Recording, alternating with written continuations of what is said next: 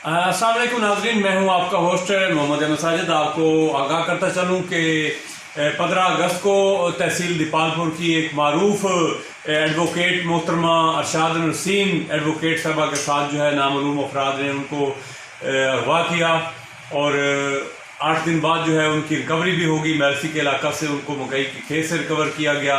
इस वक्त वो दीपालपुर में अंडर ट्रीटमेंट हैं। तो आज मोहतरमा को दीपालपुर की अदालत में मजिस्ट्रेट के सामने पेश किया गया।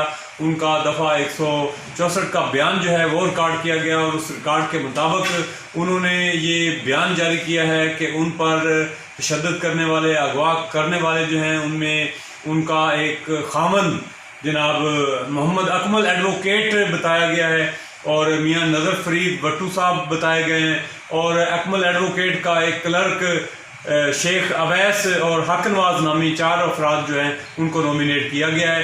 तो आज हम आपको ब्रेकिंग न्यूज़ दे रहे हैं कि दीपालपुर में मोहतरमा अरशाद नसीम एडवोकेट साहबा को जो है वो आज कोर्ट में पेश किया गया है, जिसमें उन्होंने 4 अफराद को जो है वो नॉमिनेट कर दिया है।